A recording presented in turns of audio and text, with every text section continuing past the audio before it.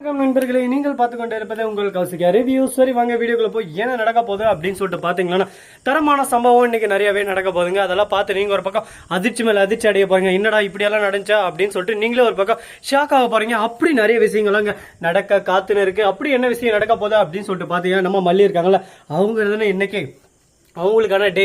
என்னடா சொல்கிறேன் அப்படின்னு சொல்லிட்டு பார்த்தீங்கன்னா, கல்யாணம் எப்படி இருந்தாலும் இப்போ ஒன் இயர் ஆயிடுச்சுங்க. இதுக்கு மேலே வெயிட் பண்ண முடியாது. நம்ம விஜய்க்கு இருந்துன்னு ரெண்டு பேருக்குள்ள ஒரு பக்கம் ஈர்ப்பு இருக்குது. அந்த ஈர்ப்பே அவங்க ரெண்டு பேருக்குள்ள ஒரு காதலாக இப்போ மாறுது. அந்த காதல் இவங்க ரெண்டு பேருக்குள்ள ஒரு புதிய உறவை கொண்டு வரப்போகுது.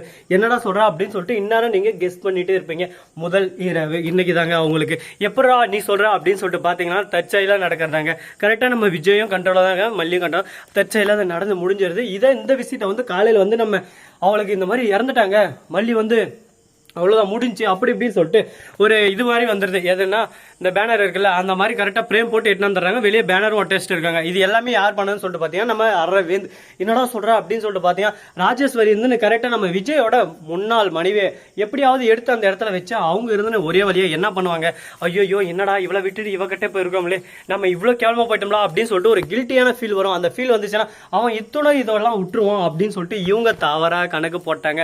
அதுதான் இந்த இடத்துல தவறான ஒரு விஷயம் நான் சொல்லுவேன். ஏன் எதனால அப்படின்னு சொல்லிட்டு பாத்தீங்கன்னா, இவர் போட்ட தவறான மிஸ்டேக்னால தான் இப்ப இவ்வளவு பெரிய பிரச்சனை நடக்க போகுது. நம்ம ராஜேஸ்வரி அதை வைக்க உடனே நம்ம விஜய் அதை அப்படியே சும்மா புட்டிங்கி போட்டு உடனே ஒட்டிக்கிறாரு. உடனே பார்க்கணுமே இது யார் அவனுக்கு கொடுத்தது அப்படி இப்படின்னு சொல்லிட்டு சட்டையை பிடிச்சி விஜய் கேட்க உடனே எல்லாமே இந்த ராஜேஸ்வரி அம்மா தான், இவங்க தான் காசு கொடுத்துட்டு இவங்க தான் கொடுத்துட்டு வந்தாங்க அப்படின்னு சொல்லிட்டு எல்லாத்தையும் சொல்லி விட்டுறான். உடனே என்னக்கா இதெல்லாம் என்ன நீங்க இப்படி பண்ணுவீங்க நான் எதிர்பார்க்கவே இல்லக்கா அப்படின்னு சொல்லிட்டு சொல்ல, டே நான் ஏதோ பண்ணலடா தம்பி, நான் வேணும்னு எதுவுமே பண்ணல, இதுக்கு எனக்கு எந்த சம்மந்தம் இல்லை, என்ன சூழ்ச்சி பண்ணி சிக்க வைக்க பாக்குறாங்க, நீ நம்பாதான்னு சொல்லிட்டு சொல்றாங்க.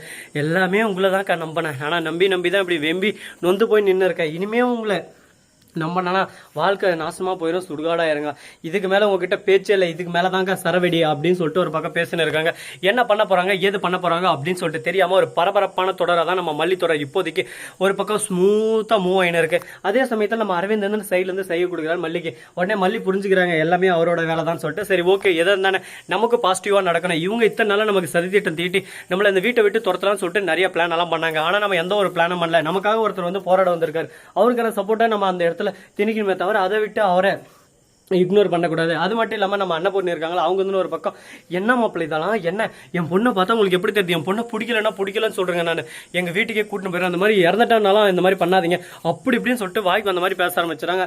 கொஞ்ச நேரம் சும்மா இருங்க, எனக்கு இது ஷாக்காக இருக்கு, ஏன் இந்த மாதிரி பண்ணா, எதுக்காக அந்த மாதிரி பண்ணாங்கன்னு தெரியல, என் அக்காவை நான் கேட்குறேன், நீங்க கேட்குறீங்களா இல்லை நான் தட்டி கேட்கணுமா அப்படின்னு சொல்லிட்டு கேட்க உடனே பார்க்கணுமே, ஏன்க்கா இந்த மாதிரி எல்லாம் பண்றீங்க, உங்களுக்கு என்னதான் பிரச்சனை, இதானா உங்களுக்கு பிரச்சனை என்ன சொல்றீங்க, மல்லி உங்களுக்கு பிடிக்கலையா சொல்லுங்க அப்படின்னு சொல்லிட்டு கேட்க, ஆமாடா எனக்கு பிடிக்கல, அந்த வீட்டில் இருக்கிறது எனக்கு பிடிக்கல, இந்த வீட்டை விட்டு அவ போண்டா, அதுதானே என்னோட ஒரே கொடுக்க, சரிக்கா நீங்க சொன்னபடி நான் எல்லாமே செஞ்சிடறேன், ஆனா இங்க ஒரு கண்டிஷன், நானும் இந்த வீட்டை விட்டு போயிடுவேன், இந்த வீட்டை நீங்களே வச்சுக்கோங்க, நானும் மல்லி கூட தனியா போயிடுவேன் வெண்பாவெல்லாம் கூட்டிட்டு அப்படின்னு சொல்லிட்டு, என்னடா சொல்றேன், நேற்று வந்ததுக்காக அந்த அக்கா நான் உங்களுக்கு எந்த காரணத்துக்கு அசிங்கப்படுத்தல, உங்களை இந்த வீட்டை இது உங்க வீடு, நீங்க தாராளமா இருக்கலாம், நீ என் அம்மா மாதிரி, அதனால இந்த வீடு சொத்து எல்லாமே உங்களோடது, நீங்க வச்சுக்கோங்க, ஆனா நான் என் மனைவி என்ன நம்பி வந்தவளை யாருக்காகவும் எதுக்காகவும் விட்டு தந்தனா அது எனக்கு தான் அசிங்கம், அந்த மாதிரி தவிர நான் எந்த ஜென்மத்திலையும் பண்ண மாட்டேன், இப்பயும் சரி எப்பயும் சரி அப்படின்னு சொல்லிட்டு ரொம்பவே ஒரு பக்கம் போல்ட்டா பேசினு இருக்காரு. அது கேட்கும்போது நமக்கே ஒரு பக்கம் சந்தோஷமா இருக்கு.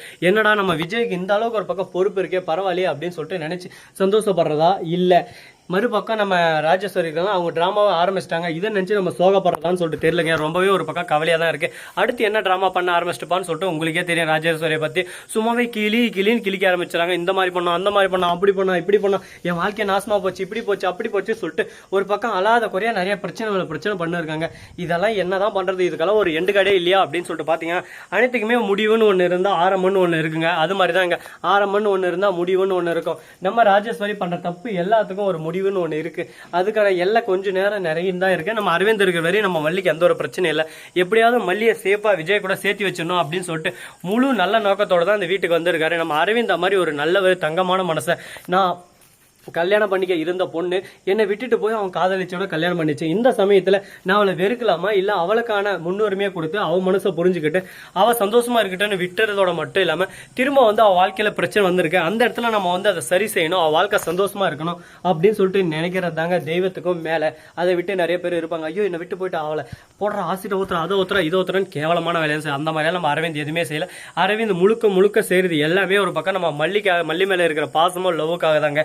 இந்த இந்த மாதிரி ஒருத்தர் கிடைச்சதுக்கு மல்லி ரொம்பவே கொடுத்து வச்சிருக்கணும் ஃப்ரெண்டா. அது மட்டும் இல்லாமல் நம்ம விஜய் இன்னும் கொடுத்து வச்சுருவாரு. ஏன்னா அவருக்காக எல்லாரும் சப்போர்ட்டிவாக இருக்காங்க. விஜய்க்கு இந்த மாதிரி ஒரு பொண்ணு எங்கேயுமே கிடைக்காது. திரும்ப இந்த மாதிரி பொட்டி போட்டு காசை காட்டினாலும் யாரும் வரவும் மாட்டாங்க.